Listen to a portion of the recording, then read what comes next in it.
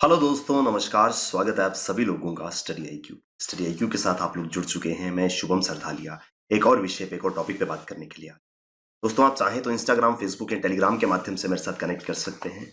कोई भी आपका डाउट है, कोई आपकी क्वेरी है, आप मुझसे पूछ सकते हैं। जिस विषय पे हम बात करने वाले हैं वो संबंधित है उत्तर प्रदेश राज्य से। तो उत्तर प्रदेश कैबिनेट ने हाल ही में आत्मनिर्भर कृषि विकास योजना को मंजूरी दी है। विस्तार से समझेंगे क्या है ये आत्मनिर्भर कृषक डेवलपमेंट स्कीम।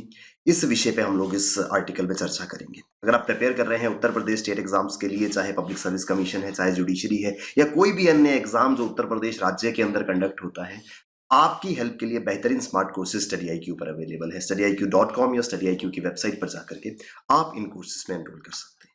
आर्टिकल कहता है कि उत्तर प्रदेश कैबिनेट ने कृषि क्षेत्र को बढ़ावा देने के उद्देश्य से हाल ही में एक योजना को मंजूरी दी है, और ये जो स्कीम है ये करंट फाइनेंशियल ईयर से इंप्लीमेंट होगी। कैसे इस योजना से एग्रीकल्चर को बूस्ट मिलेगा, एक बढ़ावा देने की कोशिश की जा रही है कृषि को, खेती बाड़ी को, इस योजना के माध्यम से, वो यहाँ पर समझेंगे। तो माननीय मुख्यमंत्री जी ने हाल ही में उनकी स्वीकृति जो है वो प्रदान करी, जिसके तहत कृषक इंटीग्रेटेड डेवलपमेंट स्कीम 2021-22 में उत्तर प्रदेश के अंदर इंप्लीमेंट होगी। जो करंट फाइनेंशियल ईयर है, जो चालू वित्तीय वर्ष है, उसमें इस योजना को इंप्लीमेंट किया जाएगा। क्या है ये योजना? यानी कि इतना तो हम समझ पा रहे हैं कि कृषि को आत्मनिर्भर बनाना, ये इस योजना का उद्देश्य है कि कृषि जो है, एग्रीकल्चर सेक्टर जो है वो आत्मनिर्भर बन सके। उस उद्देश्य के साथ में इस योजना को शुरू किया जा रहा है। इस योजना के अंतर्गत उत्तर प्रदेश में 1475 फार्मर प्रोड्यूसर ऑर्गेनाइजेशंस बनाई जाएंगी। 1475 एफपीओस का गठन होगा अगले 3 साल में। प्रत्येक ब्लॉक में उत्तर प्रदेश के फार्मर्स प्रोड्यूसर ऑर्गेनाइजेशन, इसको बनाने का उद्देश्य इस योजना के अंतर्गत रखा गया है। इसके लिए हम विस्तार से समझेंगे अभी आगे चलकर कि फार्मर प्रोड्यूसर ऑर्गेनाइजेशन क्या है और कैसे उससे बूस्ट मिलेगा एग्रीकल्चर को। तो ये योजना जो है, इसको नाम दिया गया आत्मनिर्भर कृषक विकास योजना, और इसमें करीब करीब 1221 करोड़ रुपए की लागत आएगी। 1220.92 crore rupees would be spent on the implementation of this scheme, the scheme which aims to make 1475 FPOs in almost all developmental blocks of Uttar Pradesh. Uttar Pradesh के प्रत्येक खंड में इस तरीके के एफपीओज, फार्मर्स प्रोड्यूसर ऑर्गेनाइजेशन बनाने के लिए इस पूरे के पूरे प्रोजेक्ट में करीब 1200 से अधिक की लागत आएगी। ये इस योजना का उद्देश्य है। अब इस स्कीम को डिटेल्स में समझने के लिए पहले हमको समझना होगा कि ये फार्मर्स प्रोड्यूसर ऑर्गेनाइजेशन क्या है, क्या होता है। ये किसान उत्पादक संगठन, फार्मर्स प्रोड्यूसर्स ऑर्गेनाइजेशन, इसको अगर हम ब्रेक करके समझें तो किसान जो उत्पादन कर रहे हैं या किसानों का उत्पादक संगठन। आप जानते हैं फार्मर्स एग्रीकल्चर और एलाइड एक्टिविटीज की अगर हम बात करें तो कुछ ना कुछ प्रोड्यूस होता है। यहाँ पर प्राइमरी सेक्टर का एक बहुत इंपॉर्टेंट पार्ट है एग्रीकल्चर एंड एलाइड एक्टिविटीज। चाहे किसान खेती बाड़ी करता है, चाहे कोई किसान डेयरी प्रोडक्शन में है, कोई फिशिंग में है, रूरल आर्टिसंस, क्राफ्टमैन, ये सभी लोग जो हैं वो कुछ ना कुछ प्रोड्यूस कर रहे हैं प्राइमरी सेक्टर में। और ये सभी लोग, अब एक किसान या एक आर्टिसन या एक क्राफ्टमैन, एक मछुआरा अगर इंडिविजुअली कुछ प्रोड्यूस करता है तो अनडाउटेडली उसका जो क्वांटम, जो मैग्नीट्यूड ऑफ प्रोड्यूस होगा वो कंपैरेटिवली लेसर होगा, क्योंकि एक आदमी कितना ही ज्यादा प्रोड्यूस जो है वो कर सकता है, ये हम सब जानते हैं। इस वजह से छोटे छोटे अमाउंट्स में प्रोड्यूस करके उसको मार्केट में बेचा जाए, या उसके कंपैरिजन में ये छोटे छोटे प्रोड्यूसर साथ में मिलकर के अपने जो भी उत्पादकता है इनकी, जो इनका प्रोड्यूस है, उसको कंबाइन करके एक बड़े अमाउंट में किसी एक बड़े कॉर्पोरेट या किसी एक बड़े बायर को सेल करें तो उसमें ज्यादा प्रॉफिट दिखता है। जिस तरीके से कोऑपरेटिव्स काम करती हैं उसी तरीके से ये फार्मर प्रोड्यूसर ऑर्गेनाइजेशंस भी काम करती हैं। तो these are also known as farmer producer companies, FPCs भी इनको कहा जाता है। These are entities formed by primary producers. Primary sector में जो प्रोडक्शन होती है, जो प्राइमरी सेक्टर में उत्पादकता होती है, उनका एक समूह, उनका एक संगठन इसको कह सकते हैं, जिसमें फार्मर्स भी हैं, मिल्क प्रोड्यूसर्स भी हैं, फिशरमैन भी हैं, वीवर्स आदि भी हैं। तो हर व्यक्ति जो प्राइमरी क्षेत्र में कुछ ना कुछ प्रोड्यूस कर रहा है वो इन फार्मर प्रोड्यूसर ऑर्गेनाइजेशंस का हिस्सा बन सकता है। अब फार्मर प्रोड्यूसर ऑर्गेनाइजेशन तीन चीजों को समझते हैं मेन। एक आती है कोऑपरेटिव सोसाइटीज और एक होते हैं प्राइवेट कंपनीज। कोऑपरेटिव सोसाइटीज में क्या रहता है कि यहां पर जो भी प्रोड्यूस है, हमने कोऑपरेटिव्स की एग्जांपल मिल्क प्रोडक्शन में काफी ज्यादा देखी है गुजरात के अंदर। तो सारे के सारे किसान, सारे के सारे डेयरी फार्मर्स अपना मिल्क प्रोड्यूस जो है उसको कंबाइन करते हैं और एक बड़े बायर को बेच देते हैं, जहां से एक बल्क में उनको प्रॉफिट्स जो है वो कमाने को मिलते हैं। उसके कंपैरिजन में अगर इंडिविजुअल डेयरी प्रोड्यूसर अपना मिल्क प्रोड्यूस बेचने को जाएगा तो शायद इतना ज्यादा लाभ उसको नहीं मिल पाएगा। तो इस तरीके से कोऑपरेटिव्स काम करते हैं और उसके साइमल्टेनियसली प्राइवेट कंपनीज हैं। प्राइवेट कंपनीज क्या करती हैं, वो भी अगर वो मैन्युफैक्चरिंग में है या प्राइमरी सेक्टर में भी हैं तो वो कुछ भी अगर प्रोड्यूस करती हैं उसको सेल करती हैं।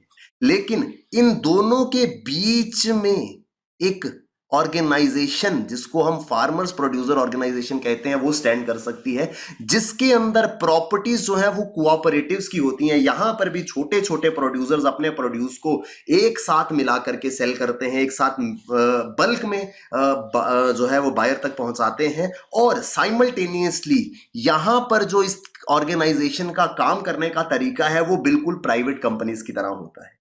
तो ऐसा समझिए कि बेस्ट ऑफ बोथ वर्ल्ड्स, जो बेहतर चीजें कोऑपरेटिव सोसाइटीज की हैं उसको अपने अंदर ग्रास्प करके और प्राइवेट कंपनीज की जो बेस्ट प्रैक्टिसेस हैं उनको अपने अंदर ग्रास्प करके एक हाइब्रिड कंपनी, हाइब्रिड ऑर्गेनाइजेशन तैयार होती है, जिसको फार्मर्स प्रोड्यूसर ऑर्गेनाइजेशन कहते हैं। इसको ऐसा समझ सकते हैं कि ये किसानों की एक कंपनी है जिसको कोई एक व्यक्ति नहीं चला रहा, कोऑपरेशन के साथ में 10, 20, 50 किसान चलाते हैं और एक प्राइवेट कॉर्पोरेट कंपनी की तरह इसकी वर्किंग रहती है, ताकि मैक्सिमम प्रॉफिट्स और अच्छी गुणवत्ता का उत्पादन जो है वो सुनिश्चित किया जा सके।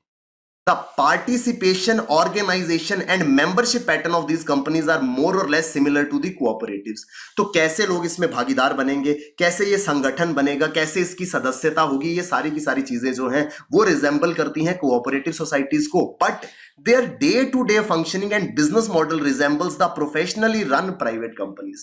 जैसे मैंने आपको बताया कि दोनों ही तरफ से जो बेस्ट प्रैक्टिसेस हैं उनको एनकैश करके ये एफपीओज काम करते हैं। और अनडाउटेडली इन एफपीओज के काम करने के तरीके, इसकी वर्किंग के कारण जो किसान है, जो डेयरी फार्मर हो सकता है, जो फिशरमैन हो सकता है, जो भी प्राइमरी सेक्टर में प्रोड्यूस कर रहा है, एफपीओ के साथ जुड़ करके वो ज्यादा लाभ उठा सकता है। और ऐसे ही एफपीओज को क्रिएट करने के लिए ये योजना आत्मनिर्भर कृषक विकास योजना शुरू की गई है, जिसकी लागत करीब करीब 1200 करोड़ के आसपास आएगी और 1475 एफपीओ उत्तर प्रदेश के अंदर इसके तहत बनाए जाएंगे।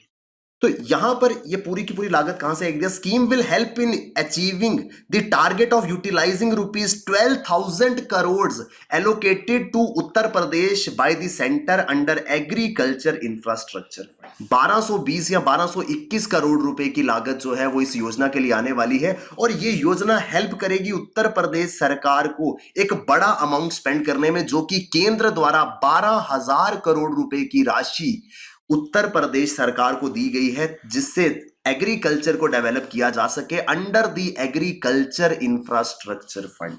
इसके बारे में भी हम बात करेंगे। अभी के लिए इतना समझिए कि एग्रीकल्चर इंफ्रास्ट्रक्चर फंड है केंद्र का, जिसमें एक बड़ा अमाउंट 12,000 करोड़ रुपए उत्तर प्रदेश को दिए गए हैं एग्रीकल्चर के डेवलपमेंट के लिए। और उस 12,000 करोड़ रुपए को स्पेंड करने के तहत करीब 1221 करोड़ रुपए की लागत से यह स्कीम इंप्लीमेंट की गई है। क्या है ये एग्रीकल्चर इंफ्रास्ट्रक्चर फंड? इसको समझते हैं कृषि अवसंरचना कोष। एग्रीकल्चर में इंफ्रास्ट्रक्चर, जो बुनियादी ढांचा है जिससे कृषि एग्रीकल्चर सेक्टर स्ट्रांग हो सकता है, वो बनाने के लिए जो पैसा दिया जाएगा उसको एग्रीकल्चर इंफ्रास्ट्रक्चर फंड कहेंगे। 8 जुलाई 2020 को केंद्रीय मंत्रिमंडल यूनियन कैबिनेट ने AIF scheme, agriculture infrastructure fund scheme को मंजूरी दी थी। The scheme shall provide medium to long-term debt financing facility for investment in viable projects for post-harvest management infrastructure and community farming assets through interest subvention and financial support.